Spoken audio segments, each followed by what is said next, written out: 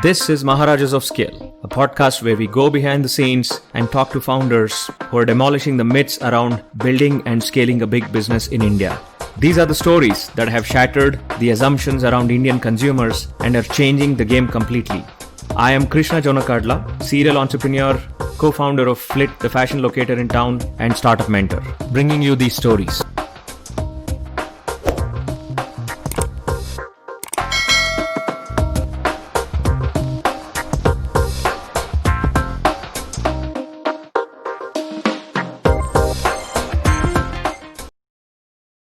Hey everyone, Friday afternoon, still cloudy and a little drizzly in Bangalore. Today we have Ajay of HouseMonk, sector that is very close to my heart. And, if well managed, can be the one sector that will put India on the $5 trillion economy map. For some reason, we all choose to just keep playing around with it. But Ajay is doing some phenomenal stuff. And let's see what he's doing, all the magic he's unleashing with HouseMonk. Ajay, welcome to the show. Thank you so much. And I'm very happy to be here today. Awesome. So Ajay, tell us a little bit about yourself and what you're working on right now. All right. So the HouseMonk is essentially a prop tech startup. We are in the vertical SaaS space. Broadly, we're building technology and software for the real estate industry. Our focus right now is primarily to help the rental industry within real estate. So this includes co-living companies, property management companies, private landlords, co-working companies, anyone who's taking a piece of real estate and doing something with it, right? So we help them with a very end-to-end solution, right from helping them market their properties to getting bookings, streamlining operations, managing their finances, so on and so forth. So we're a very full-stack solution for this industry. We're global in nature. So being a SaaS company, we're not really focused on one particular country or one particular market. We have close to about 100 clients now, spread across about 12 countries at the moment and scaling very quickly. What sort of scale have you achieved so far? So close to about 100,000 rental properties are managed in our ecosystem. This is coming from about, I think we're touching 100 clients at the moment, or maybe we're just a little short of it, but that's the broad ballpark. We've grown about 250% this year from start to finish. Ideally, we were shooting for about 400% growth this year, but then COVID had other plans. But we're still happy with where we got this year. 250% in a COVID year is phenomenal, man. So that's one of the things that we are most excited by, because April, May, June for us was really bad, right? We could not sign anybody. I think the entire world went into paralysis.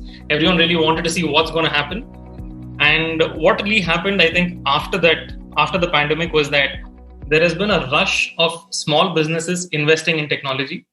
I think real estate as a sector has been very averse to using software, right? It's one of the slowest adopters of technology anywhere in the world.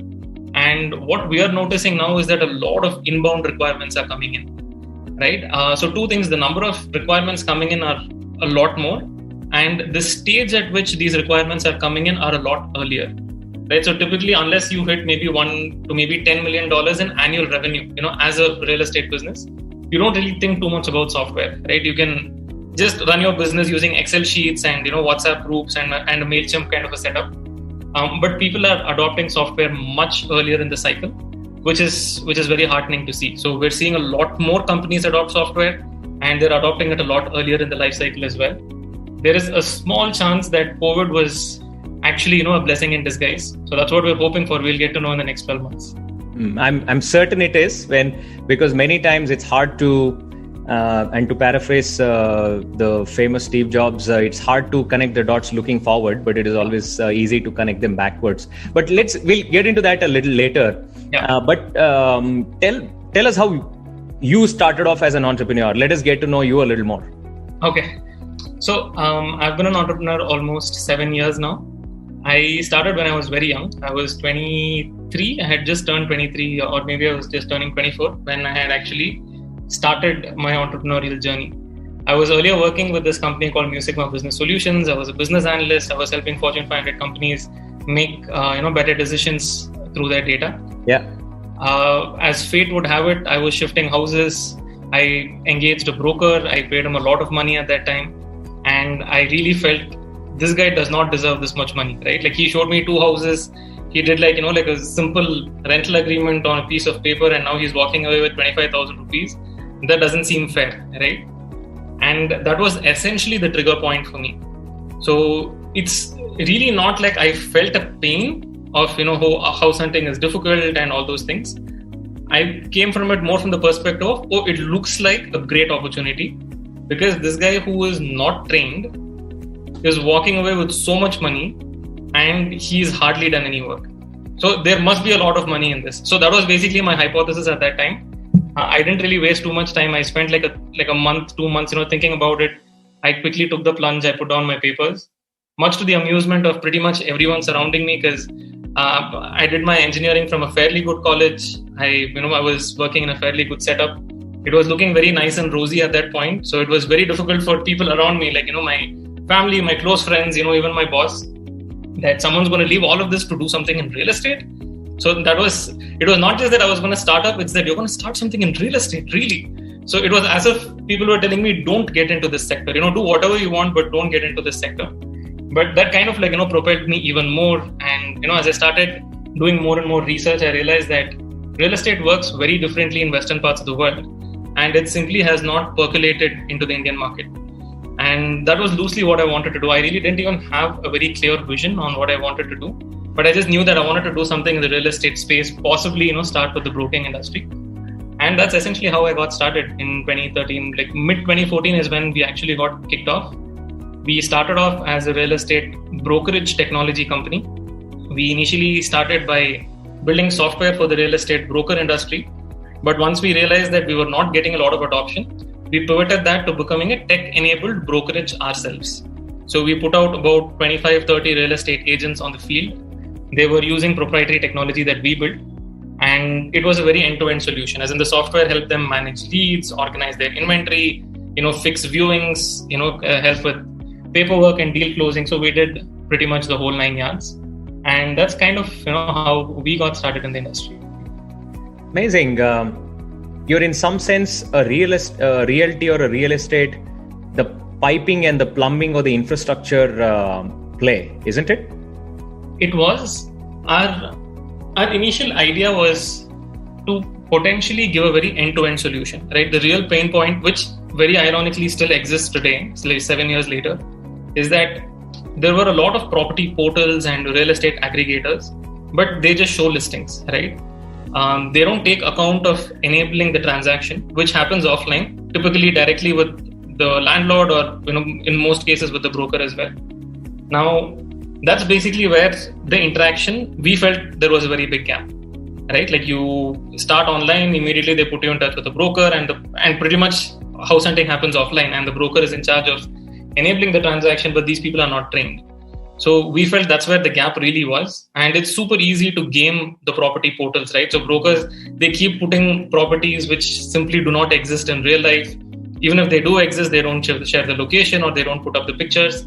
I think Housing.com had a very valiant entry into the industry. Like they were really trying to do something good. Unfortunately, they could not do whatever they set out to achieve. And here we are 7 years later, that problem still exists. You go to Magic Bricks, you go to No Broker, you go to 99 Acres, 50% of the properties don't exist, right? And it's such a bad experience from a customer standpoint that our thought was, let's actually tie it end to end, right? So let's make sure that for our customers, we give a portal which actually has active listings, which is verified by us.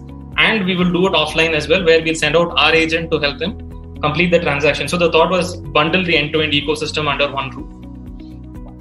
Initially, the thought was, let's not employ the agents. Let's maybe partner with existing agents so that they get a piece of technology. Not just that, but they get a new way of working, right? Like there are small agents spread all over the country. These guys are not really, no one's taught them how to work in an organized way. So we thought, apart from the tech, let's do a little bit more. Let's try to put some processes around the industry. Let's train all of these agents, which is actually what is really required. And let's go to the market with a full stack solution. That's how we got started. It was working, I would say, reasonably okay. It was very difficult to convince existing agents to work in a radically new way than what they were used to. This was once again pre-Geo and pre-4G and everything. Internet was patchy all over the place, and as a real estate agent, you're almost always on the road. You never have access to Wi-Fi. Like that's not really a thing. So getting adoption on the app was also a little challenging. And that's when we realized that, hey, we might have bitten off more than we can chew.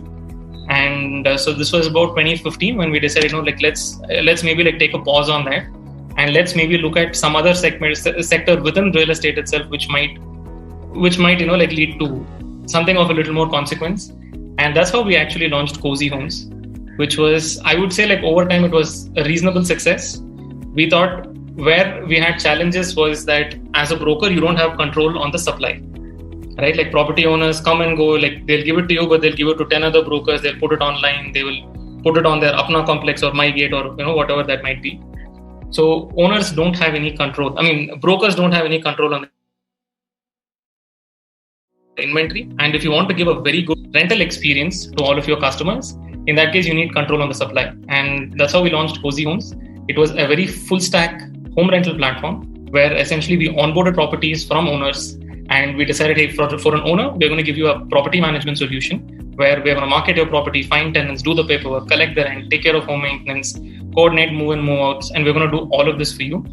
And if you're a tenant, it's a very similar solution. You can see the property, and not only are we a facilitator for the transaction, we are essentially the landlord for you.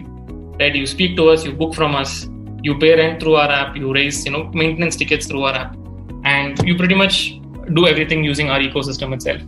That's how we got started with Cozy Homes. That company was a reasonable success. We did that for about 3 years. We managed to scale to about 1,500 people were living in our facilities. This was spread across Bangalore and Chennai. Reasonably good success. So that was a very, very interesting learning journey for us.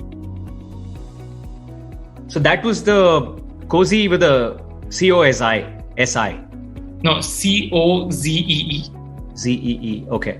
And so you had essentially leased out space, and you were going to lease it out to others. So in some sense, you were managed somewhat like what Nestaway does right now. Fairly similar, yes. Fairly similar, okay. But we started at the same time actually. So Nestaway, Zolo Stays, Cozy Homes, right, and a whole host of other companies. We all essentially started at the same time. Right. So talk about what Housing.com set out to do, because I think a lot of people went gaga over the interface and the way they presented it and that kind of stuff. But I still think some of the fundamental problems that you are talking about, which is having the same thing in multiple places. There's no geolocation for some of those. In most cases, the brokers are actually misrepresenting information. Many of the postings are by brokers themselves. Photographs are wrong, listings are wrong, and so there is so much data pollution.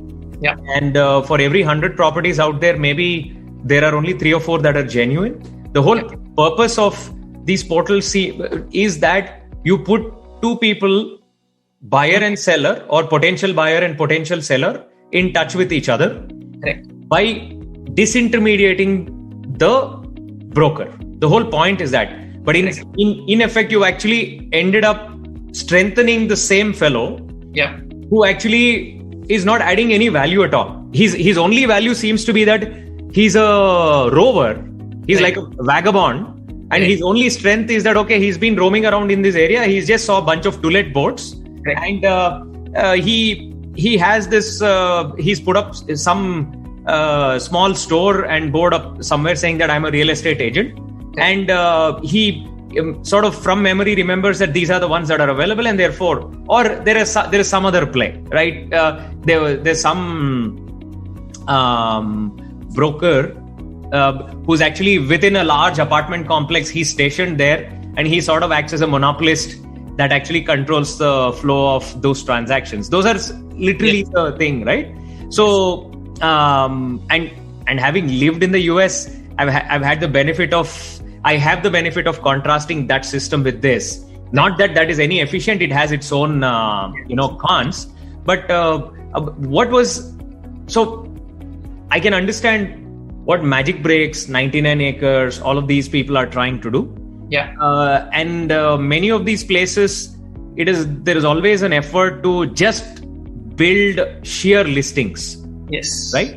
and then therefore create search engine optimization, and property for rent in Hosur Road, and therefore you appear on top of the list.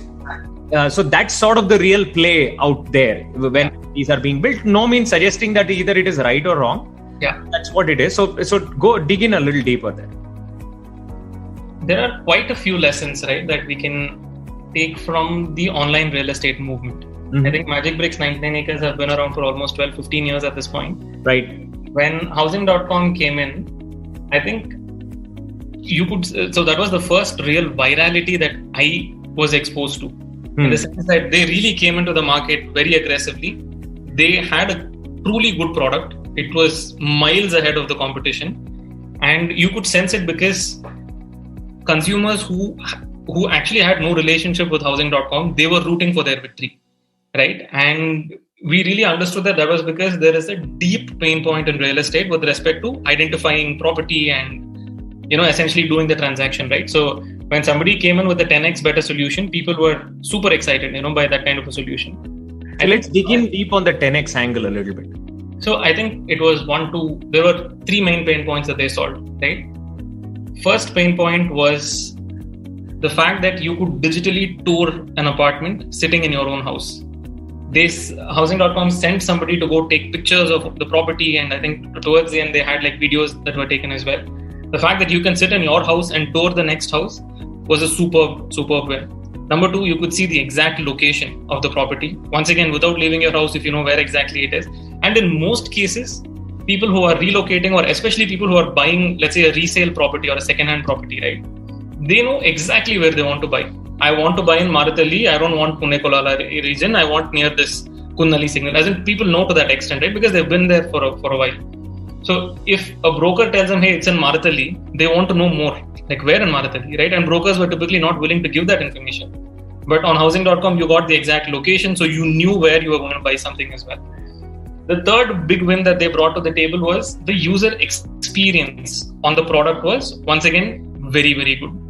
It was not a clunky, horrible, very classified-ish portal. It was truly Web 2.0, right? It was new in every sense of the word. They started with design and, they were building backwards from there. So they did a lot of things right. I think where the miss might have happened was, I think there's a lot of things that happened at a corporate boardroom level, which I don't want to comment on.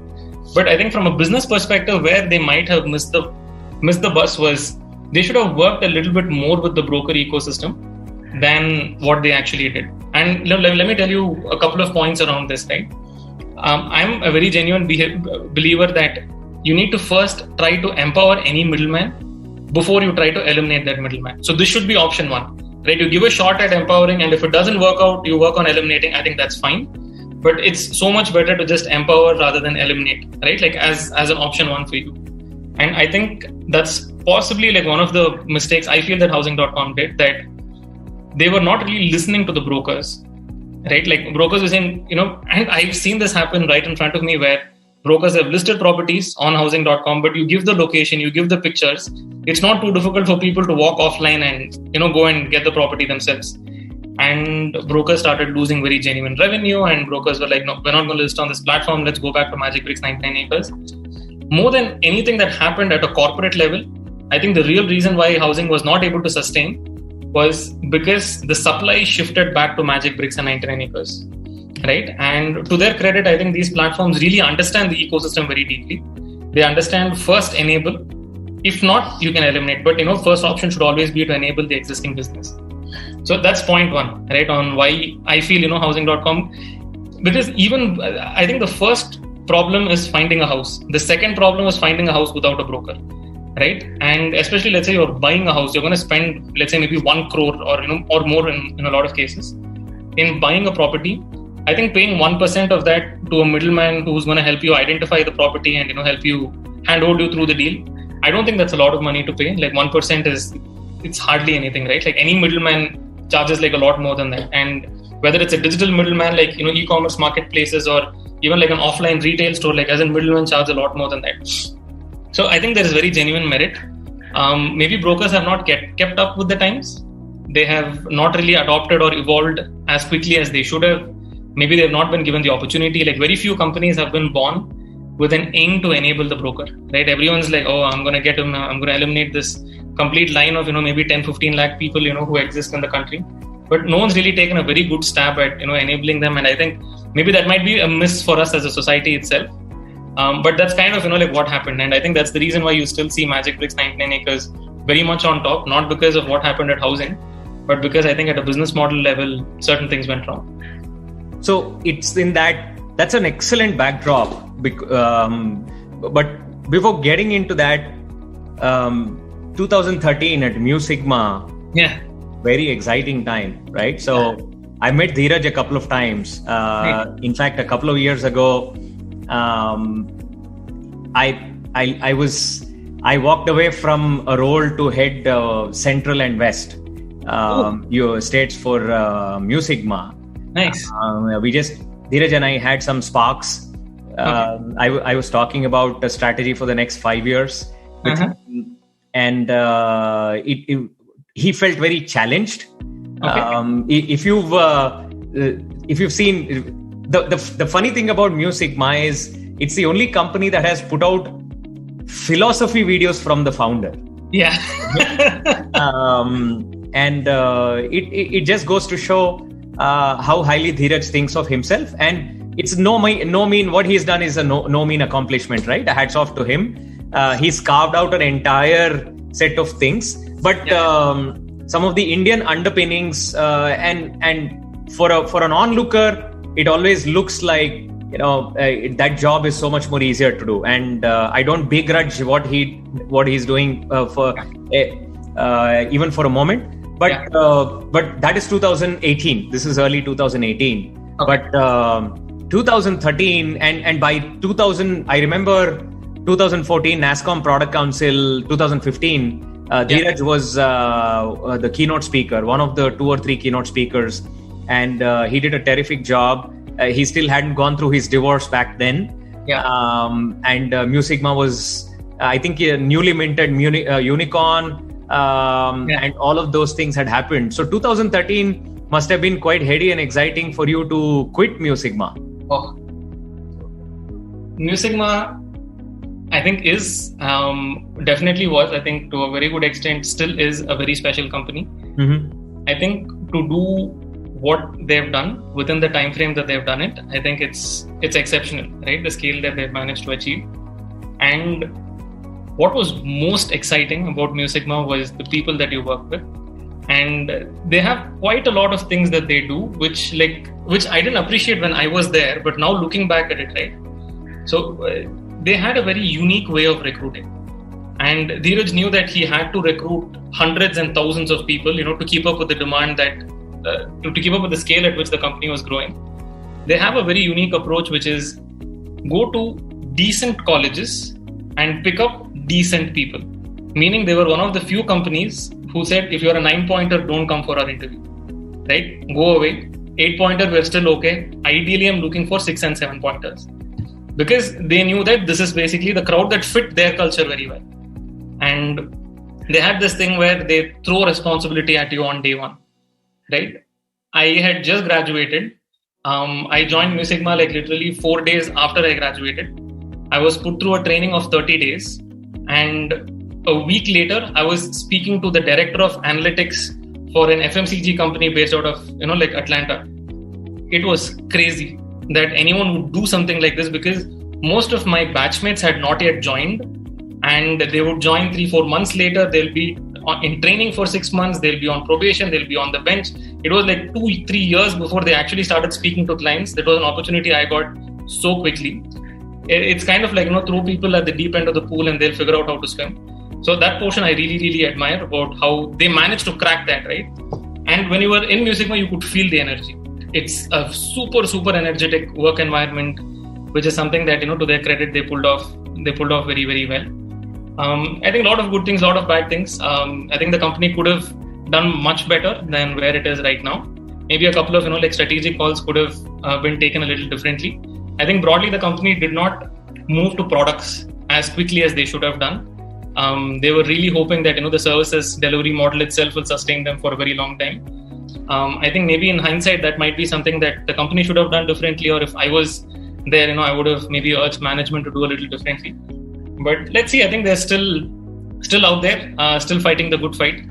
Jury is still out on where the company is going to end. So the product aspect and working on it. Revenue had fallen, right? Mm-hmm. And the whole point was how to get back on that revenue saddle. Yeah. And I had presented a 5-point plan. Yeah. And for anybody looking at it, that especially from the strategic perspective, have you heard of Palantir? Yeah, of course. So Palantir is a shining example what Mu Sigma can be. Yeah. But it is because of the calls that it took. So the whole idea is, how do you get to that point? That was in some sense. Obviously, it would be stupid to just mimic what Palantir did. Yeah. There are very original things that could be done. So anyway, I've always held the notion that let's say today, for instance, this movie maker called Christopher Nolan. Of course.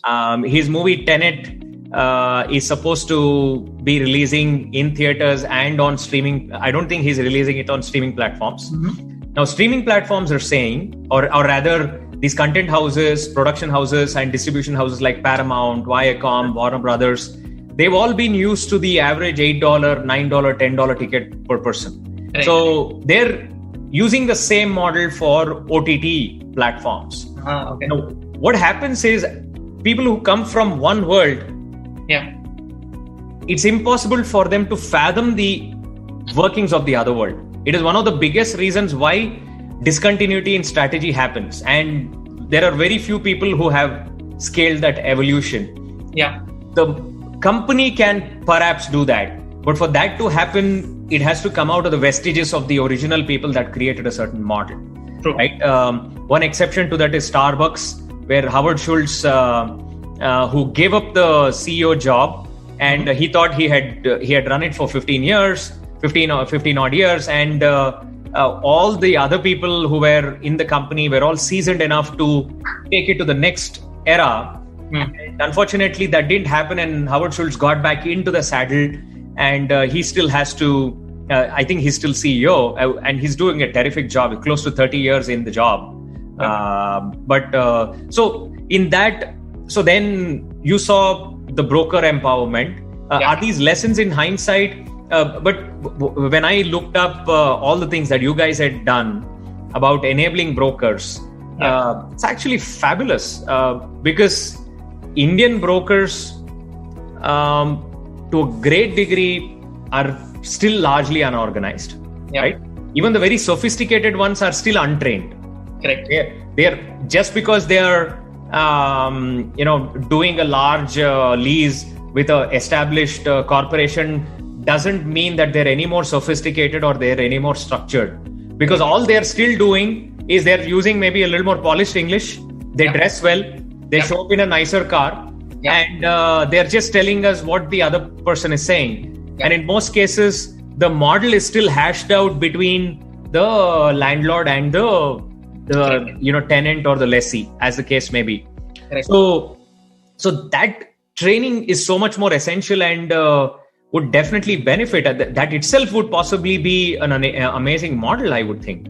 I think that might actually have been the bigger opportunity, given my background and the way startup media makes you think, right? As the entire community, you end up thinking tech, product. But in reality, the challenges faced by the real estate broker community is actually not the tech.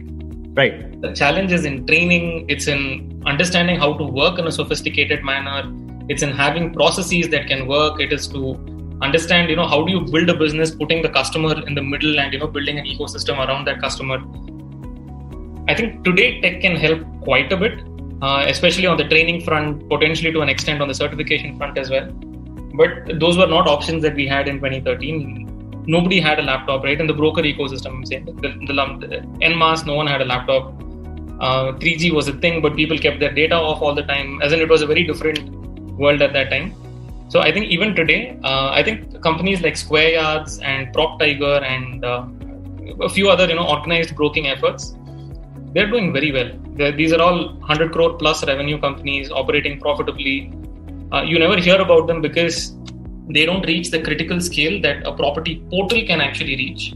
But these are all companies who employ thousands of real estate agents on their payroll, who ferry customers from property to property and do the whole 9 yards. I wouldn't say they are where they should be in comparison to Western worlds. But if you go and, let's say, potentially buy a house using a Square Yards versus, let's say, the neighborhood broker, you will clearly notice the difference. And I think some things take a long time to do. So you can't really hurry up, 20 years of industry evolution into 2 years just because, you want to go and sell a product to that industry. So I think these are all natural, adoption and evolution curves. I still feel like brokers have a very good role to play in the real estate ecosystem if they're willing to adapt and adopt. The funny thing is, you mentioned about the brokerage component in India being at 1%. That's sort of like the standard, right? Yeah. And that is not even 1% from each, the buyer and the seller. Right. It's actually the aggregate. So in effect, the buyer is paying, depending on if the buyer and seller have agreed to share that, it becomes 0.5% from the buyer, 0.5% of the and from the seller. But in most cases, it's the seller that's paying that 1% anyway. In the Indian context for a property sale. But when it comes to rentals, in most cases, it's possibly a dual thing. The landlord is paying some portion of it. And depending upon the area, depending upon the demand, depending upon a variety of those things, and there is no standard anywhere other than for sale. It's sort of generally assumed that 1% is a good thing. And you may be right about the tech part, because just a couple of weeks ago, for instance, I think the Karnataka government and more specifically, I think the Bangalore Corporation announced the Khata portal. The funny thing is, recently I got my hypothecation removed for my cars. Okay. Once the hypothecation is removed, you get an extract that comes from a portal called Vahan, which is a central government portal, which the interface is really horrendous. But anyway, we'll take, compared to the ramshackle RTO offices, we'll still take that ramshackle portal any day, right? The same thing, using Vahan, the same extract, extract cost me 10 rupees. So the broker collects 300 rupees from me. So when you think of situations like that, he's not adding any value. And that's actually ransom. He's, charging 300 rupees for a 10 rupee extract is like a ransom. Right? But when you look at, which is why the Khata portal, which the municipal corporation has launched, the Bangalore Corporation, can be a game changer. Now, there are lots of gaming that these people do in terms of putting in bad data. And there are these database guys at the back end to a certain extent who don't do a good job of writing these queries well, structuring these well. But it is, I think, on a 10-point scale, about maybe 5 or 6 points there, getting there. So I think in 2013, tech was really not there. We had the Bhumi land records digitization program for Karnataka, which was still underway. And recently it occurred to me, funnily, a lot of people don't understand, and this has been there for quite some time.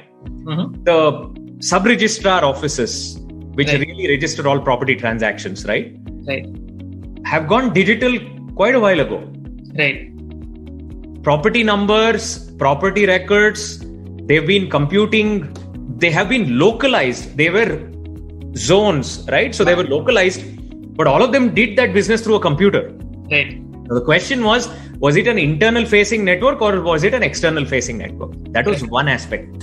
So to a certain extent, digitization does exist. But I still think from a broker perspective, the training part, even the sophisticated brokers, even Square Yards, while the experience might be better, right? I don't really think they're offering an exponential amount of value, and I'll elaborate that in a second. So in the year 2011, in fact in the year 2010, we were house hunting in the US. We had lived in apartments for close to 8 years, and I came very close to buying a home before the 2008 financial crisis. And one of my good friends, he made some comment. I was just 3 years into the country, and the funny thing was, I was very clear, I still wanted to take my time. I was living in Chicago. My wife and I, we were living in Chicago at that time, and we were considering purchasing a home. And this friend of mine said, don't you think it's too early to buy a home? You guys have been here just 3 years. And I look back, I said, thank you for telling me that I'm early. I was thinking the same thing. Right. But compared to that, peers and friends of ours who had just been there for a year, and both of them were techies, they were working there, like, we have 2 incomes, let's go buy a home. Right. They all bought a home. Right. And by 2008, 2009, when the financial crisis and the housing bubble burst, almost every one of them lost their down payment equivalent. So if the value of the home was $500,000, they would have put in about 20-30%. So either $100,000 or $120,000 or $30,000. When 2008, 2009 hit, that entire component was wiped out. Right. Fortunately for us, that just one single remark from my friend actually stopped us from making an investment.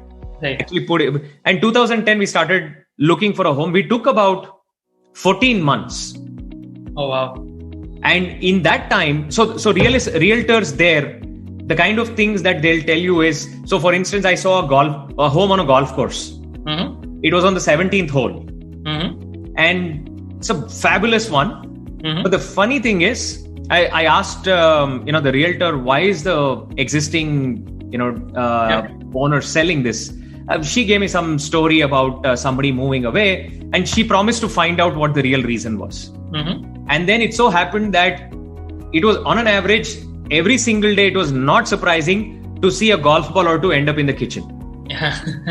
And so they found it really irritating. That would happen on a regular basis, and they said they are going to sell. As charming as buying that one looked like. And there was another one, and the home looked great. It was actually owned by a real estate agent herself. And I asked our agent, should we buy this? And she looked at everything. She said, this home's fantastic, but there's a problem that you haven't noticed. And there were high tension power lines right behind the home.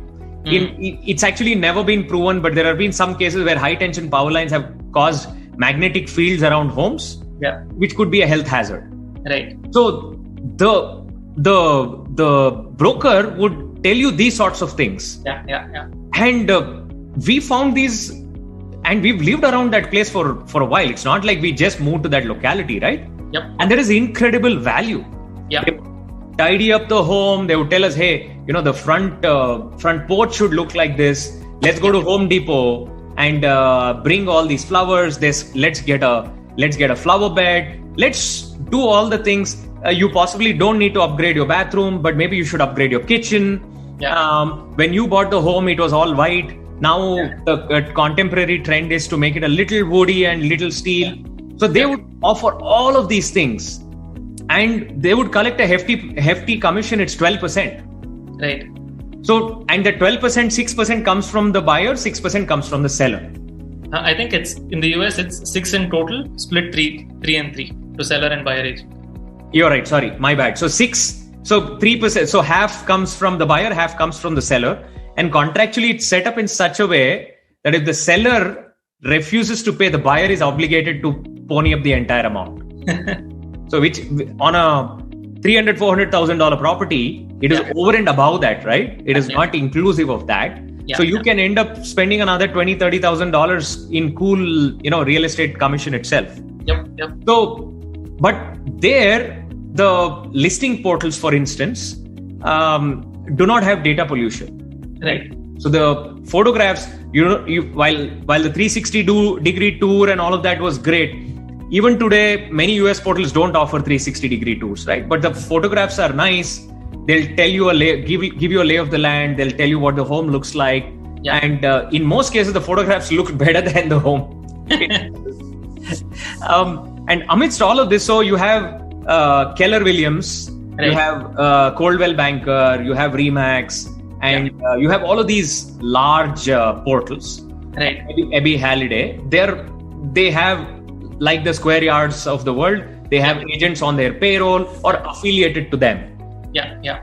But underlying all of this is a little known company, you might be familiar with it, called RealPage. Right. RealPage has a monopoly. Yeah. RealPage is the company that is controlling the listings. Yeah. Every single one of them has to pay RealPage Right. money to actually license the listing. Right. So all of these tools that the real estate agent needs, Right. the location, the close by schools, all of this, so that exists. And funny thing is, Zillow actually took the RealPage market listing service and created a great little. So Zillow took county tax information, Right. nearby estimates, and it took all the information that RealPage offered and Right. created an amazing tool, right? So a lot of people, when they look at these things, they do not understand the RealPage. They do not understand county tax reports. You have to do all of those things. So I'm okay showing location, but in my opinion today, and I think we have, to a certain degree, maybe for certain parts of Bangalore that are within the Bangalore corporation limits, these are available. Yeah. Now, there's just one stumbling block in all of this. There's a lot of black money hidden in real estate, right? Right. So the more data is visible, the more intelligence will be visible. So vested interests have a vested interest not to actually provide access to that. So, and then let's continue with the evolution. Sure. So we had built a reasonably big tech-enabled property management business, right? And That's Cozy Homes. Called Cozy Homes, yeah. It was going reasonably well. Not much to complain. The business was actually profitable. It was growing about like 10% on a bad month and about 20% on a good month. And it was going fine, as in we didn't really have any problem with it, but it was not scaling as quickly as what our aspirations wanted it to. And primarily because there was an offline component. It's an operations business. You have to take people and show houses and sign agreements offline and, go meet owners in person. And it's not a tech, high speed, high scale business. Absolutely nothing wrong with that. Just that's not what Bala and I, wanted to do. We wanted to build a business that can scale very quickly. And that was one reason. Second reason was that when we had started the business, given our tech backgrounds and our inclination on the product side, we actually built a product ourselves to manage our leads, manage our portfolios, manage our accounting, so on and so forth. And by 2018, we actually had a pretty good software that we had built that we were using to manage 1,000 plus customer interactions. And we slowly started speaking to other companies saying, hey, do you want this software? We've kind of started building this. And that was a very interesting thing because quite a few said yes. Initially, we started with a couple of paying guest operators. They were interested in using our system, to manage their bookings and collect rent. We had a couple of facility management companies who were, willing to use the software. We had a couple of, direct competitors, willing to try it out as well. So by early 2019, we actually had enough traction on the software side that we felt, hey, maybe this is the business, right? That we've been looking for all along, hidden in plain sight, within our core operations engine. And that's when, we took a call, let's get rid of the Cozy Homes business as such. Let's, hand it over to someone else who might be more inclined towards running that business. And let's focus on scaling up purely as a tech platform. And that's kind of what we did. We spoke to quite a few people in the market. We spoke to a lot of our competition to see if they were interested to take over that business. And eventually we sold it to one of the largest broking firms in Bangalore, whom I had known actually for quite some time. And we just, finished that transition as well. So they took over our entire portfolio. They already had they were mainly a broking entity looking to get into property management. So this kind of fit strategically nicely into the picture. And we were able to, give our baby a new home and, focus on the next baby, which is essentially what the Housemonk is today. I think the Housemonk in its current avatar sounds very promising because I've seen the broken interactions Yeah. They're even very, very established vendors. Let's take Shobha or at least in the Bangalore context, Brigade.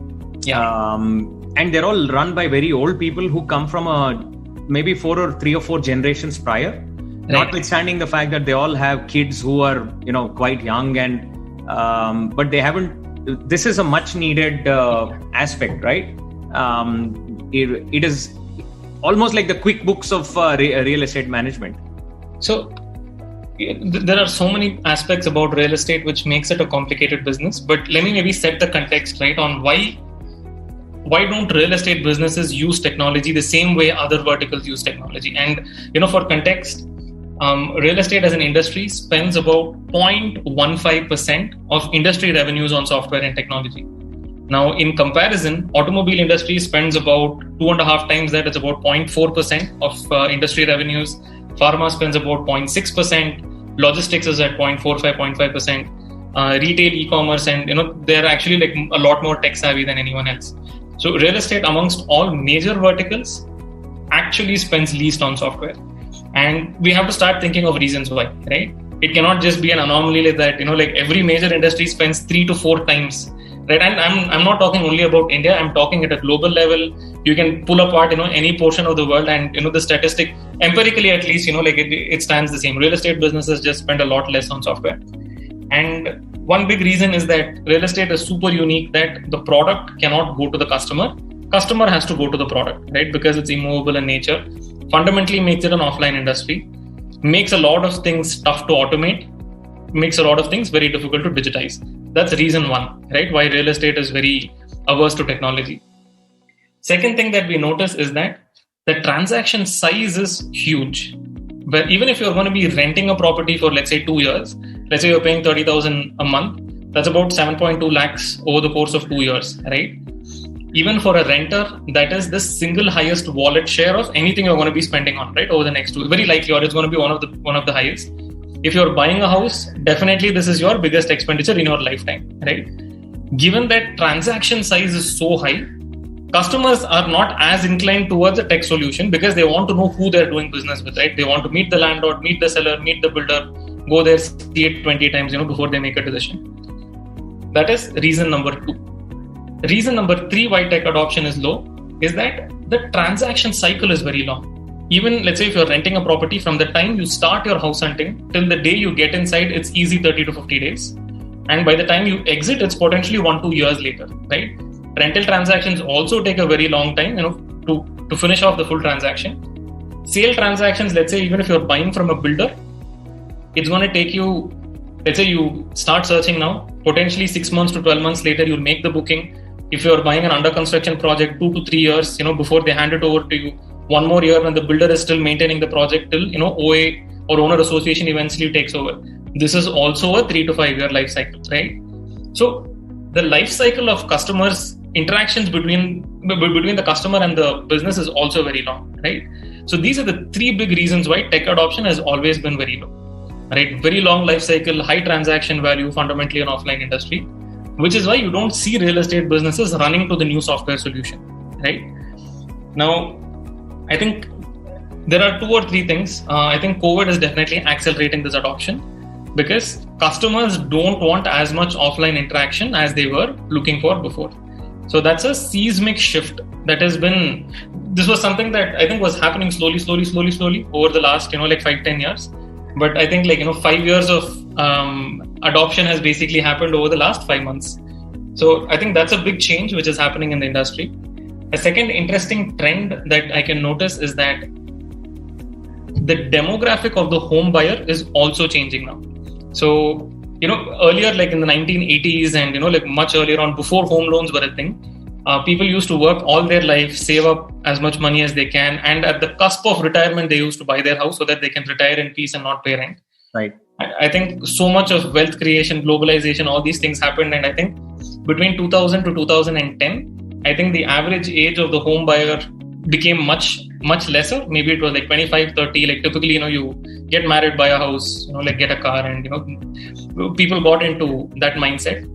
Now, I think over the last 5 years, it's getting pushed back once again. So by the looks of it, I think the age of an average home buyer today is closer to 35. It used to be 28, maybe 20 around about 2010. By the looks of it, it's about 35 now, and it's pushing even backwards. Now, that means quite a lot of things. Of course, it's a reaction to the extremely high prices of real estate in cities. That's one point to keep in mind. Second is the flexibility that younger people want today, that I don't want to get tied down to a house. I don't want to get stuck paying EMI. I want a lot more freedom and flexibility. So in general, there has been a very strong push towards rental housing as an industry, and there's been a lot of focus on the rental industry as such. So these are some things, that are happening, and we have to see how COVID is going to impact the rental housing industry at large. Is it going to signal to people, hey, I don't want to rent, I want to buy a house so that I can, in case, there is something like this that happens again, I know I have the safety and comfort of my own home? Or is it actually going to go the other way around? Because rental prices have actually dropped quite a bit. Is it going to push more people to continue renting houses? I think that's another, trend for us to look out for. But this is the macro landscape, right, of like where real estate and, the rental industries stand. And to put simply, I think the HouseMonk is building the operating system for this entire ecosystem. We are very inspired by being a vertical SaaS company. We feel that there are enough and more examples of vertical SaaS companies doing great things in other domains, right? Viva is an inspiration for us. They've done great things for the pharmaceutical industry. Procore has done the same for construction industry. Infor has done for manufacturing. And I think even more recent examples, there is, I think, Innovacer, who's doing something interesting. Quite a few companies in the logistics space. So there's a lot of vertical SaaS movement that is happening. Once again, no one is doing something like this in the real estate industry. So either we are far ahead of the pack in building something like this for industry, for this particular industry, or we're not seeing something that everyone else is seeing, right? So it's one of the two, but we really feel that this industry needs a complete rethink from a software standpoint, and we're doing that. Essentially, we're building a very end-to-end solution, which is something that companies look for in emerging parts of the world. We're building a transaction engine, not just a pure software, but once you work with the HouseMonk, you can do transactions, using our system as well. We enable payment collections and, keeping your books of accounts clean. We've made our user experience. So we've started with user experience. We know that a lot of bad products exist in the industry, and we essentially want to make sure that doesn't happen. So we're packing all of these different layers, right? Like a transaction engine, a great SaaS software, pack it up with great design. Use all of this and go after, like $1 trillion market, and hopefully you can grab a good piece of the pie. So, this is a very high level hypothesis into, how we are doing things at the HouseMonk. No, I think you are ahead of your time. In my opinion, going back to the earlier, let's enable the brokers kind of standpoint. Let's take a different analogy, a parallel. What Tesla is doing, right? Right. So in the US, every car is sold through a dealership. Right. Now, what happens with dealership in the US, and it is a similar parallel in India, can be found through FMCG companies. While the relationship with the customer, between the brand and the customer, is built by the company, the actual transaction is actually facilitated by the dealer. So for instance, on an average day, you can see Dettol and then Britannia, and you can do all of this.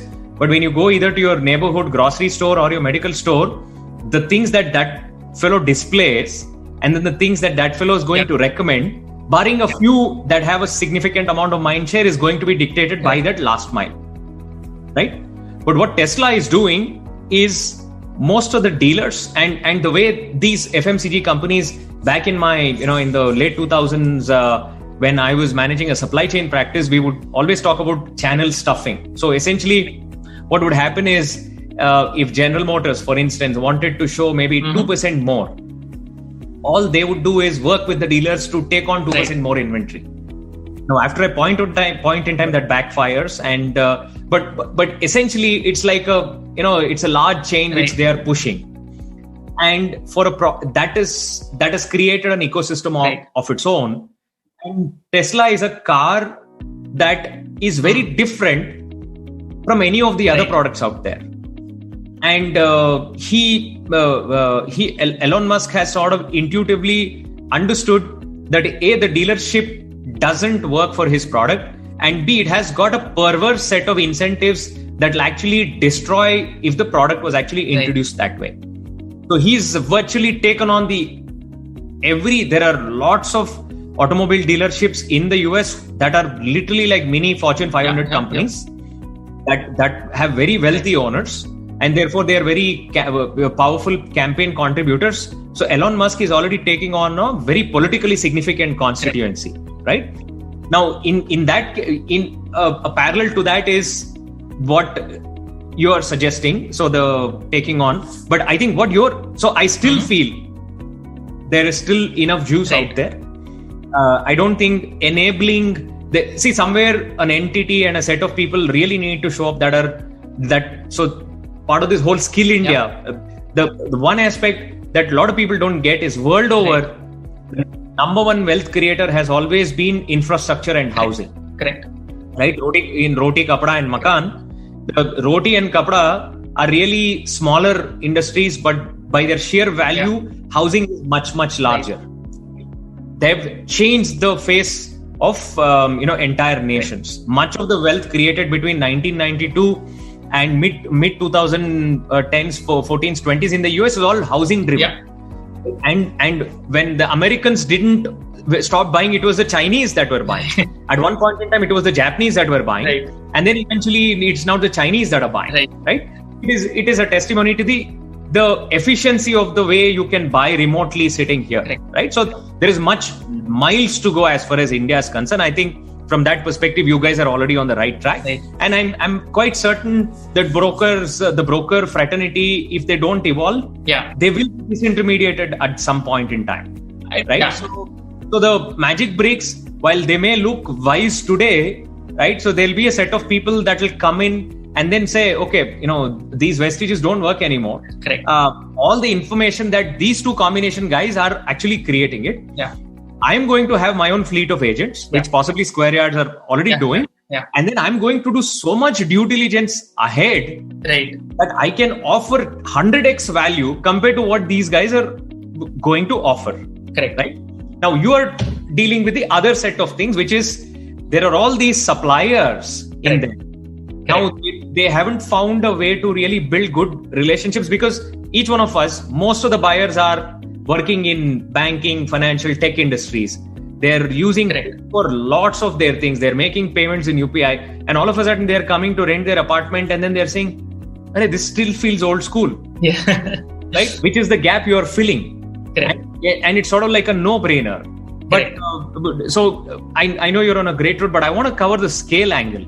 Sure. 100,000 properties is not a mean accomplishment. And then, the client list is very, very, well-known names in the industry. Right. And all of it looks like you've done it in 2 years. Ever since you sort of pivoted to the SaaS play? I think we had an unfair advantage, which is that we had a built product that really worked on day zero. Okay. So, even though it's actually only 2 years in the making, 2 years for the Housemonk, the core product we're selling, we started developing that in 2016 itself when we were doing Cozy Homes, right? So it took 2 years to build that product and test it with an in-house team who are actually the users. So by the time we got to mid 2018, we had a very functional product that had been validated by an external 5 customers as well. So that's what gave us the confidence that we knew the product worked because we were using it ourselves. And there were companies outside also who were using the product and who were giving us very good feedback. Right?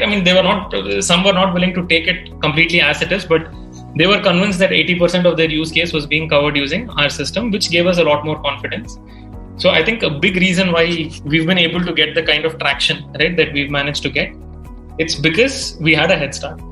So I think the entire journey of finding product market fit, right? Like there's a lot being said about, product market fit recently, but I think a very important aspect to keep in mind is that it takes time more than anything else. And but we got a 2-year head start. So you were you were eating your own dog food. That's kind of. Yeah. Just give me 1 second. I'll be back. Just give me 1 second. Sure. So I was just saying you were eating your own dog food. Yeah. It's a age old phrase that says, if it's good for your dog, it's good for you, so to speak. but that 2 years, it was a live product. Yeah. Used on live properties. Yeah. That had been seasoned. Yeah. And with your design focus. Right. And in some sense, it is like a product market fit, literally 4 or 5 years in the making, right? 5 years in the making, perhaps, because 2013 is when you started. Yeah. That 3 years you spent understanding the industry. Yes. And you say, okay, we want to change a little bit and start doing our own stuff. Yeah. You manage your properties, and then you decide, gee, this is all broken. And for two engineers who's doing it, obviously that's exactly what you would do. You would automate stuff. Yeah. I'm not going to run it with spreadsheets and then papers and then calculate because there's no way I'll be able to scale or manage this meaningfully. Correct. And 5 years, you've taken all of your learnings and then bang, now you're showing it to a brigade, you're showing it to a bunch of other people, and then they're like, where were you guys? Yeah.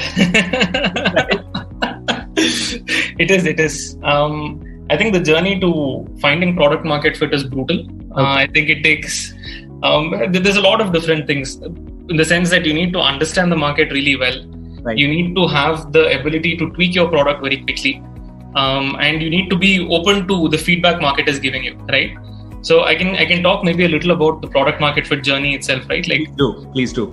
When the initial version, so first we built it as an internal product, and as you can imagine, when it's an internal product, it's a whole bunch of band-aids, right? Like, as in to make sure the product just works, because you're not thinking of giving it to anybody outside.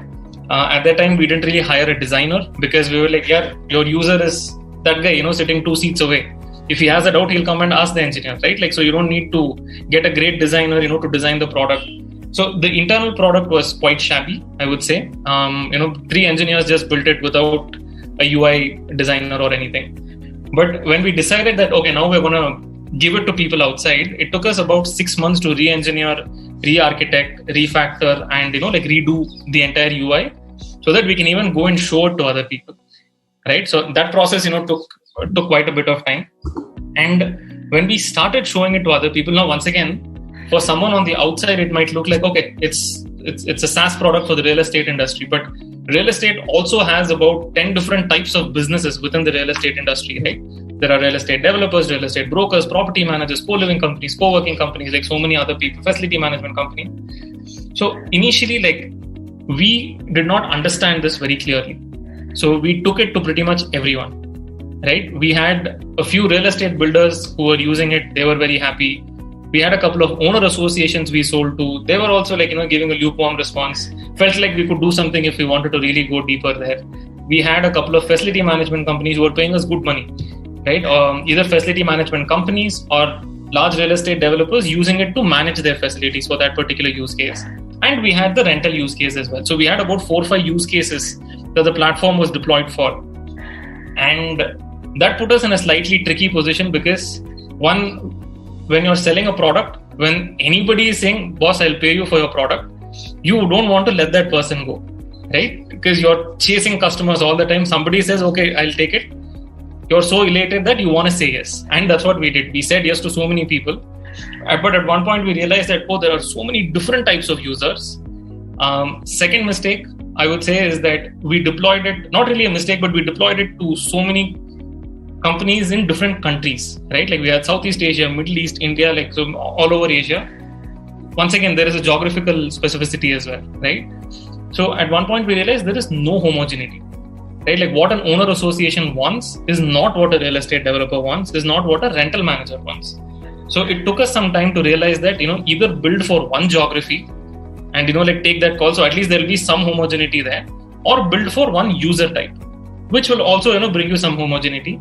Ideally, if you can identify a deep enough market, build for one user type and one geography, right? So, this is not really unconventional advice, but it took us some time to understand this, right? Like, because we were so business minded that anyone says yes, see if we can, give something to them.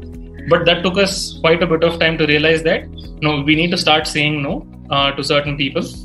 And it kind of led us to one of these philosophies that I have right now, which I'm sharing with anyone who will care to listen, which is that at an early stage when you're still finding product market fit, I think you should not have more than 3 engineers in your team. 3 good engineers and 1 product designer should be your initial team till you find product market fit. The only reason I say that is maybe it's 4, maybe it's 5, but it's not 20 engineers, right? And I see quite a lot of Indian companies, who just keep scaling number of engineers that quickly. What happens is that when you have a lot of engineering bandwidth, you start building features that might not be pressing, right? Anybody asks you for anything, you say yes. Most importantly, you don't prioritize. And that is 101 from a product management perspective and identifying product market fit. You need to be able to say no. That will force you to think, oh my God, I have 20 requests. What is that request which is going to add most value to the ecosystem I'm trying to serve, right? It will make you take very hard decisions. And I think that's very important. So at certain points, even we felt that we went a little off track. We were building so many things for so many people. We ended up having a bloated product. New users were getting intimidated because we had, almost like 20 different features that, they just wanted 2 and we were giving them 20, right? So that was a very interesting journey, but finally, it took us a while to get that right. Still iterating. It's not like we have the solution yet, but at least I feel that now we have a good framework, right? Like whenever we're entering a new geography or a new customer type, we have a good framework on how we should go about that, and I think that's very meaningful. We are going through that journey right now. In fact, right. So we after the previous, I was with a company in the blockchain space, the cryptocurrency space. Okay. And then recently launched a product called Vouch. Mm-hmm. Vouch is a digital escrow product. Essentially, that helps. Real estate is a classic example of where escrow works. Right. But we wanted to take all the complexity that comes in an escrow. Right. And I've always looked at products in one way, which is digitizing a product doesn't necessarily mean mimicking all the offline interactions that happen online, right? Yeah. You have to look at many of those offline interactions and say, is this really essential? Yeah. And say, so that's the approach we've taken. In that, we have identified quite a few use cases. Right. We are in a similar situation like you are in. Correct. We've chosen a target audience. Right. And we know the target user, and in fact, we went through those problems ourselves. Right. And we realized that that's a problem that we had like to solve. Right. And then for the world of me, for all the evolution that had happened in fintech, I realized nobody was solving that problem. We had freelance contracts, over 80% of them, payments are delayed. You need 10-15 follow-ups for every single payment. More than 40-50% of the payments don't even get made, or when the payment is made, there is severe negotiation that happens. So there is so much either revenue delay or revenue loss. Yeah. And then so much unpredictability. And I realized when I looked around, similar things happen. Take a real estate transaction as well, right? Right. The broker actually being there is literally for that trust creation. Yeah. Because he knows, and then he's like, okay, I'm gonna keep both of you honest, so to speak. Yeah. Right? So his biggest value of that 1% is a trust that he seems to be between the two parties. Correct. For us, we look at all these constituencies. We look at online sellers, right. online and social media sellers. WhatsApp, Facebook. Nobody has a trust building mechanism. Right. So when we see it as universal. But we are, I'm of the opinion that a startup, and actually maybe not even an opinion, it's possibly prescient wisdom, that it is good to have a universal problem to solve. Yeah. But you have to begin for a specific particular type of user, right? Correct. Whether it is deep enough or not is actually really not so important right now. Yeah. Because if there is a trust building issue here, there is a payment issue here, these people have it. Yeah. It's all here. It is not a vertical play. It is still a horizontal play. But you initially focus on it vertically and then win that because there will be a lot of repeatability with a few changes here and there that will happen with others, which is what I love the 3 engineer plus 1 product manager example that you gave. In some sense, you gave out a very specific to do. Saying this is a recommendation. No, do not have more than 3 plus 1. Yeah. You didn't. I loved that you made it so specific because take your own example. Right. where you were doing cozy homes and then you wanted to scale. Yeah. In itself is not a bad idea. Right. And not a bad expectation or a wrong expectation of wanting to scale. Right. Because anybody would want to grow. I mean, that notion. But growing at a certain pace where you're able to take advantage of the opportunities and building it enduringly is a notion you don't hear everybody say. Yeah. The whole of Valley is full of wisdom, blitz scaling this, blitz scaling that, grow in 6 months, find your customer in 3 days, that sort of stuff, right? I think the unsaid aspect of it is, hey, you should strive for it. Yeah. Do not try to sort of cut short it by some artificial means so that for the moment it looks like you achieved it, but when you actually see the evolution, you somewhere end up falling flat, right? We don't want to be a flash in the pan. The flash is magical when it is flashing, but it's anything but that. I think that's something that I've noticed quite a lot in B2C, right? In B2C, what you do is that products are typically very simple, which is fine, which is what it should be if you're a consumer app. But you constantly see these marketplaces and aggregator businesses who come in, buy for 100 rupees and sell for 90 rupees. And of course, you are going to have hockey stick growth. And you're like, product market fit. Like, no, that's not product market fit. Like, it makes absolutely no sense. The very interesting thing about B2B SaaS is that you can't buy product market fit. You can give me $10 million tomorrow and it will not make me get to product market fit that much sooner than if I had 1 million in the bank, right? Like, you have to go through those iterations. You have to keep modifying. Okay, I'll try this country. I'll try that country. I'll try this user. I'll try that user. Let me change this UI. Let me change the onboarding flow. Let me try this payment flow. You have to do everything. And that is not something that you can do with a lot of money. And that's the reason why I stick to this 3+1 framework, because in the middle of all of this, if you now have 10 engineers to manage, and very likely half of them are not trained, they don't understand the core product, now that's one more problem, right? I need to train them, I need to hire them, I need to onboard them, I need to like verify their codes, like all those things. You will actually delay finding product market fit if you end up having a larger team. So much easier, just to have a small team, everyone's aligned, like figure out, take the money, put that somewhere else, spend it on marketing, spend it on building a community. There's enough and more things you can spend on. But there is that very common thing, right? Like, the next feature will bring you your customers in a very magical fashion. Like, we all need to realize that's not what's going to happen. Stick to what's your core.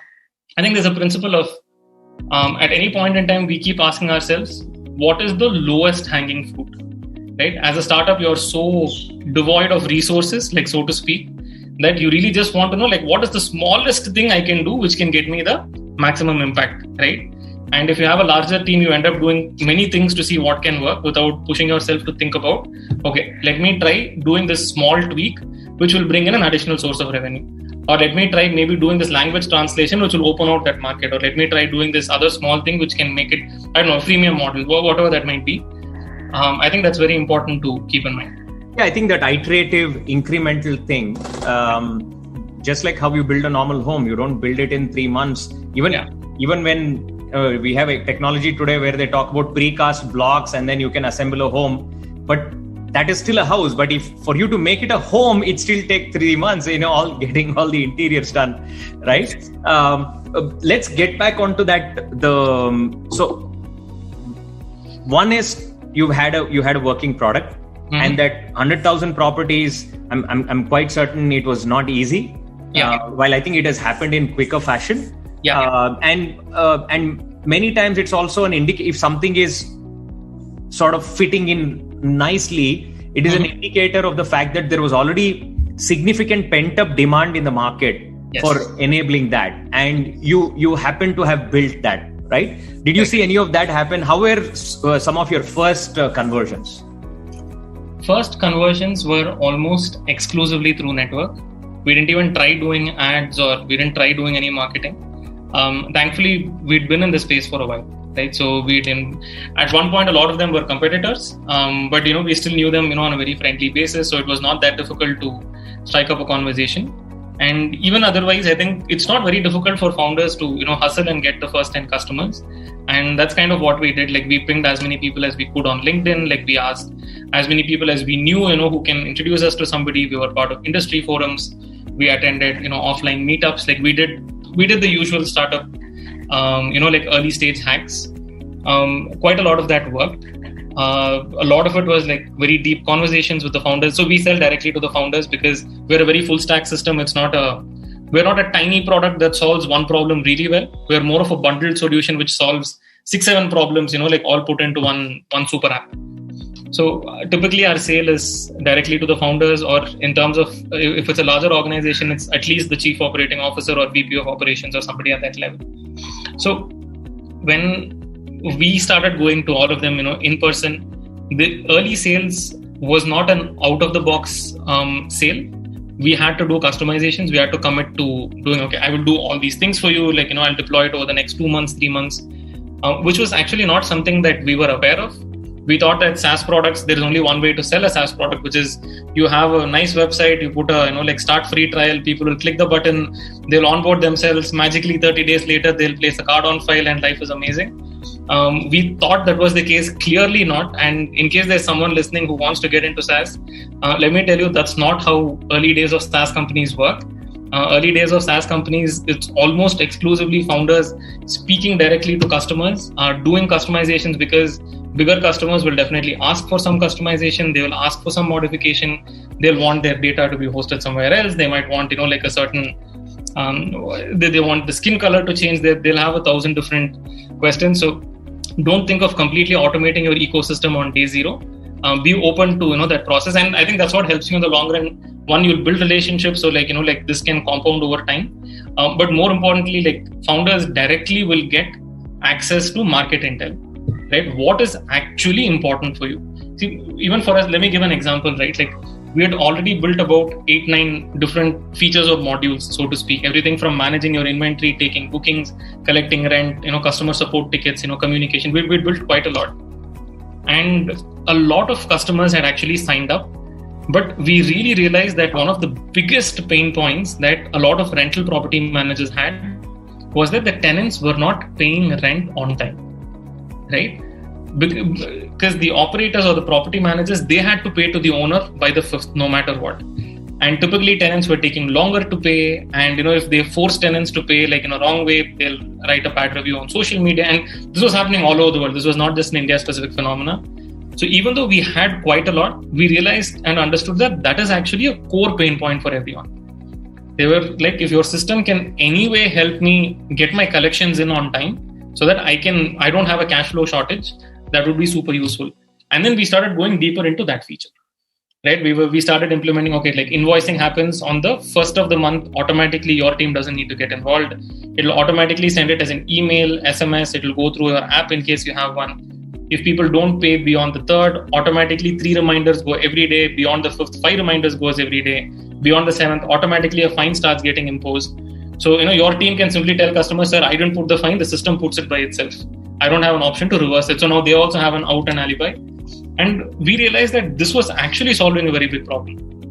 Even though we had another 10 features, this is actually what got customers in the door, right? Like retention was through something else, but acquisition was through something else, right? And this intel we would have never understood because people kept, if I was looking at product usage, they were using the rental product, right? They were using the collection product. But in reality, when we spoke to them, only then we understood the true pain was not that the collection was a problem, but I'm not able to send it out to the relevant landlords on time. And that's creating cash flow issues. I have to take short-term debt from somewhere. I have to service that debt, as in it goes into a crazy cycle. So it's super important, like have conversations as much as possible, build network, build relationships that will end up compounding over time. And most importantly, like you need testimonials if you're in the SaaS industry, like if you're any B2B industry, actually any business, so to speak. But if you have deeper relationships, like personal relationships, it really helps in getting these testimonials and referrals as well. So that's yet another reason to do that. Awesome. What is the one, before I ask the next question, what is the one that actually retained the customers? That's a good question. One of the things we do is we enable these brands to build their own website and build their own app, right? So it ends up as kind of like a white label, but it's their brand that goes in front of their customers. Before we came into the market, it was typically a very expensive way to build your. So let's say you want to build your app, right? Like you'll go contract some local IT services company, app development company, whoever. They'll charge you some 10-15 lakhs, and like maintenance you pay something separately, and it just doesn't work, right? It's not really it's not a great way to do this. We got into the market and we completely inverted that, and we said this entire thing you're going to get for a subscription. Don't pay me anything upfront. Use our tool, build your own website, build your own app. We'll take care of maintenance, we'll take care of upgrades, and all of this you get for like an extra $250 a month. That was a true game changer for us. And that is actually what retains customers. So even during COVID, right, like there has been quite a lot of challenges faced by all these businesses. I think a very important reason why our customers are still sticking to us is that for them, the brand appeal is very important, right? So for two things, like one, it's actually important to have because you should signal to your customers that you're taking technology very seriously and it's at the heart of what you do. And two, even in reality, it is that way, right? So if a customer wants to pay rent, they go to our client's website or they open our client's app and they pay the rent from there, right? So we help them establish a digital presence, which is super important. And that is what keeps them, even if they don't use most of our ecosystem, the fact that their online presence is powered through us in some capacity, that's what keeps them with us. Surprisingly enough, in India, real estate is not necessarily a low spend market, isn't it?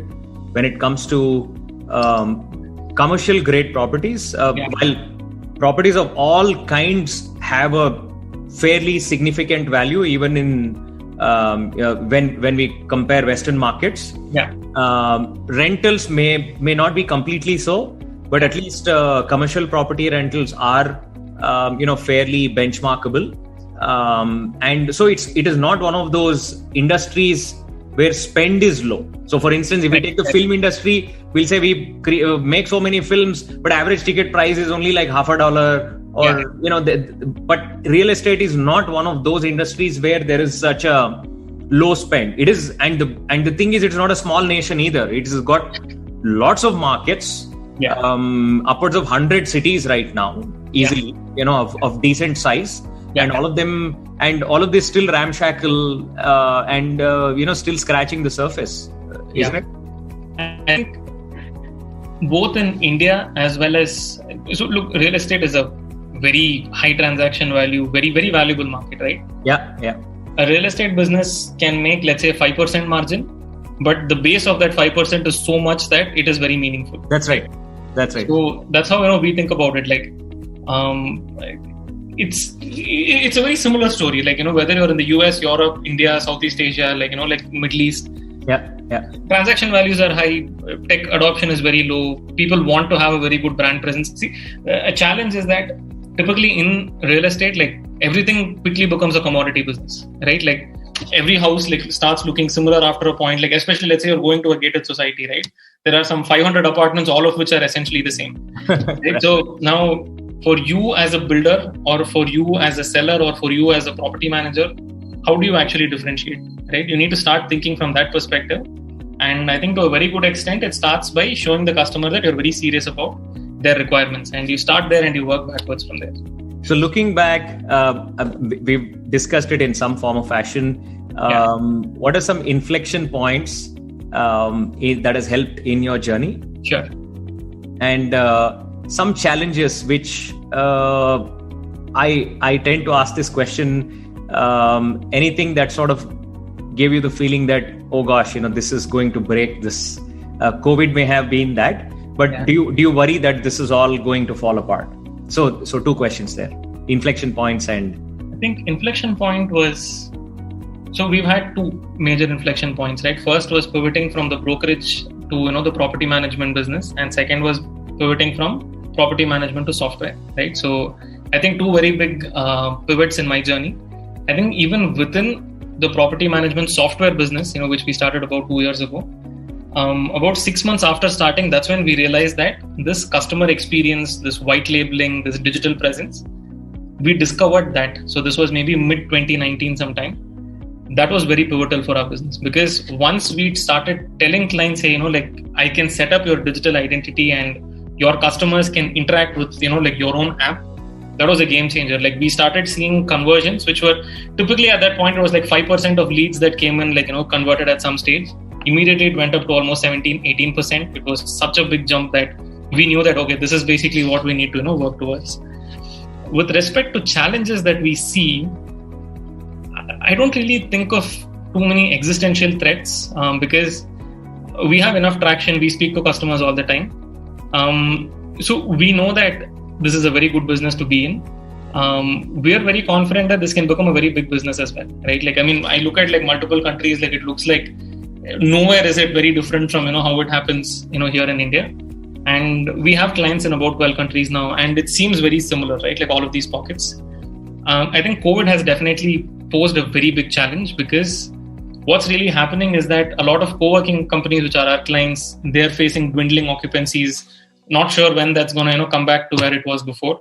So some of our clients are facing existential threats in the commercial real estate sector. Not too dissimilar in the rental real estate, residential rental sector as well. Because across the world, people have left urban cities, gone back to their hometowns, shacking up with their parents, moved completely remote, like into scenic parts of the world and simply working from there. So a lot of our hypotheses has been, we've kind of taken a big bet that cities will remain and cities will flourish, right? And we've, kind of like built ecosystems around that. I would say like that is a challenge, to see whether the world continues in the same way or maybe, is there going to be something different? That aside, like we're not too concerned as such.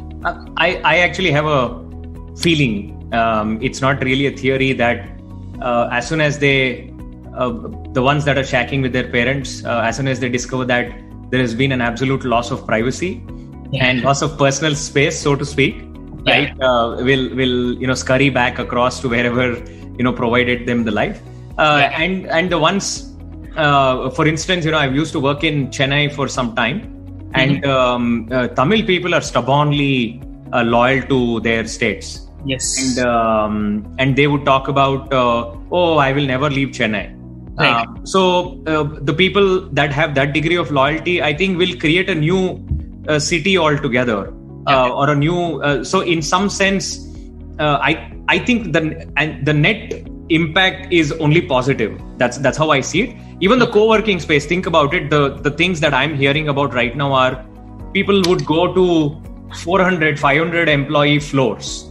Right. Now with the emergence of the remote worker, the remote worker occasionally does need a productive place. Right. So now what we have seen in the co-working space is actually still a scratch of the surface. Right? Most of them are very, very small. They have about maybe 80 seats, 100 seats, 200 seats. Yeah. But all these satellite workers, there is remote workers who have to get into a meeting room or possibly want to get into a distraction-free environment with certain amenities or maybe high-speed internet even, where productivity is going to be the focus. See, as soon as you're remote, the fundamental thing is you can't manage anybody by input, you have to manage people by output. Right. Now, as soon as output focus happens, then productivity focus has to come in on both sides. Yeah. And that means you have to set it up as an environment for productivity. And I think the co-working spaces have just seen a small blip. And just like Airbnb was born in the recession of 2009, 2010, where eventually, that sharing economy boomed. I think something similar, the model is likely to be similar. And if anything, humans are adaptable, even the rental ones. Yeah. All we are going to see is a change in the model. Yeah. Because housing is a very innate need, right? It's not going to go away. And ownership is also, that earlier example you talked about, somebody is 50 and he wants to retire in peace. Today they might be that way, but you have millions of people, they need a model. Yeah. If they're presented with a model that works with them, then whoever comes up with that, is going to, take a huge chunk of that. So awesome. I'm very sold that cities will remain, right? Like I believe in the resilience of cities. Like Los Angeles, New York, London, Bombay, Bangalore, as in these are not fly-by-night, phenomena, right? Like there is very deep value in physical networks. Of course, you can do a lot of it through the internet, no denying that. But I think the way forward is potentially getting people back into the city but maybe not getting everyone back into the office every day. As in, I don't think we're ever going to go back to where we were pre-COVID, but I don't think we're going to continue where we are today. So I see people coming back into cities. I see people buying homes. I see people renting homes.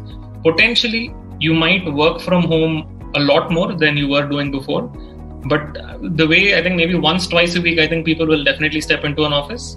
And maybe the other days they might just, work from home. Yeah, cities definitely. I don't think they were never a thing. In the 16th century, Vijayanagara, there's a historian called Domingo Pais. And he talks about that being such a big melting pot, and it's not like a 20th or a 21st century feature.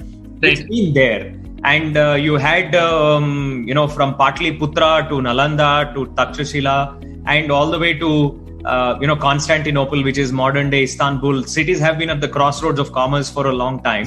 Yes. And I think the question is not whether cities, the question is, are they going to be the same set or are they going to be a different set of cities? So Damascus in Syria at one point in time was at the cross of, was a very important city, perhaps the most important city on the Silk Route. And today it is just, torn apart by strife. Right. So today it's a different set of cities, but cities will exist, I'm sure. And with a peaceful region, I'm sure new ones will emerge. In the Indian context, I think we'll just see more cities. That's how it is, right? So if you look at infrastructure in Indian cities itself is so broken that it's not possible to imagine people living and working continuously from tier 2 towns. People came away from there for a reason. That's right. They wanted not just from a financial perspective, but from a cultural perspective, from a lifestyle choice, they wanted a better lifestyle. That's why people came into cities in the first place. And I think those aspects have simply not changed. Huge difference. I keep telling people, so for instance, on the way from Bangalore to Tumkur, there is a town called Gorvenalli. Okay. Kortigere, Gorvenalli. They're on a slightly different path. So there is a famous temple in Gorvenalli. The funny thing is the stark contrast in quality of things. If it's X in Bangalore, and that small village or hamlet or whatever littleish town is clinging on to Bangalore's outskirts, right? And the quality of things there, of course, peace and greenery, all of that. Let's leave that village aspect side. It's 1/20th, right? So there is no way, like you said, people came to the cities for a reason. Yeah. And if anything, the other cities have to catch up in infrastructure. Take Bangalore, for example. I've never seen, I'm sort of a loner in only person that keeps thinking Bangalore is really well endowed with lots of good sized cities within a 40-50 kilometer driving distance, right? Whether towards Mysore or Hosur or North Bangalore or East Bangalore, you have good cities. Right. Instead of building a good suburban rail system, and the current suburban rail idea is a little bit of a sham, Right. So it is just taking existing rail tracks and then doing some justice to it. But doing that would not only make Bangalore so much more of a greater Bangalore, huge Bangalore. So a case in point is Greater London. So if you go to London, you'll see this phenomenon. The central London and around the counties around it are rather small. Right. What real London is this, all of these smaller cities all around London that have become, and every one of Western cities are an example, the suburbs as they were called. So that is yet to happen. I think the day that happens, Mysore will become a city in its own right. The Bangalore-Mysore, which is 90 kilometers and 144 miles. When I used to live in Chicago, my wife and I used to commute to downtown Chicago, which was 45 miles away. Right. And door to door, it used to take us one hour. From the time we left our home to the time we actually entered our offices, it used to 45 minutes for 7-8 minutes to the train station. Fantastic. 45 minutes to the downtown train station, and then 7-8 minutes. On a bad day when it used to snow heavily, maybe an hour and 20 minutes, right? Okay. Even that is not bad commute, because the train journey is great. You just get on and get off and you get to read, you get to catch up on a lot of stuff. Yep. So that moment is yet to happen. I think when that moment really happens, a lot of things are likely to change. So, Ajay, fabulous conversation. Before we close, how did you and your co-founder come together, Bala? A lot of my friends in school went to college with him. Oh. So when we all ended up in Bangalore, I just met him at a party, and we were all getting together. So that's how I got to know him. I had known him even during our college times so we were both from Chennai, like when we were back in Chennai, just mutual friends. So I've known him for quite a long time. He comes from an entrepreneurial background. His father has built multiple successful businesses. Nice. And he was working with TVS Motor Company before, and he was itching to get started. So he was not really, for him and real estate / prop tech, it's not really a love marriage like it is for me. So I think it's more of an arranged marriage for him, where he was looking for an opportunity to dive into entrepreneurship, and I had known him and I invited him to be part of the team, and that's essentially how he came into the picture. Were you both drunk at that party when you asked him to join you? Yeah. I was just wondering if it was one of those things where you were drunk and you were telling Bala, you and I need to do this. And then Bala was like, yes, let's do that. And then Monday morning, Bala is reminding you, you told me we were going to do this. And now you're both. It was something similar. Yes. Somewhat similar. Okay. Awesome. We've covered a wide variety of topics. In fact, this has been very different from a lot of other episodes we've had. And it's a richer conversation because real estate, housing we can talk hours on end about this topic, right? Yeah. It's something very close to everyone because it's something everyone gets to experience. Yeah. So it's a topic which is very close to everyone's heart at some level. Right. And Indian real estate is full of opportunity. The ones that digitize, securitization of assets, right? Yeah. Nobody has even thought about securitizing assets. So today there is a mortgage. The closest that has come to that is moving over your mortgage from one bank to another. Yeah. But REITs, real estate investment trusts are only now showing up. But a good REIT market is driven by securitization of the underlying mortgages. Correct. Right? That has not happened yet. And that's a tech play too. That is not really but for that to happen, the government record system has to catch up. Yeah. And that will truly happen only the day real estate stops being the haven for black money that it is. Right? It's if you ask me, I think it's the only remaining bastion. Cryptocurrencies are starting to show promise that they can be that one, at least for the Indian ones that want to do hide their black money. But it's still for people who are not that sophisticated in crypto, and because there are a lot of sharks out there in the crypto world, real estate is still the be all and do all. So hopefully that will change. Yeah, and for people who are planning to start out, you've already given out much wisdom. Any two things for the listeners and potential entrepreneurs out there? I don't want to give random advice. Just that I think it's maybe the only thing that I would do differently if I were starting over is start with very deep market research. Don't start because you want to start, because the market will kill you. That much I can tell you, right? After multiple pivots, market won't accept your solution because you want the market to accept your solution.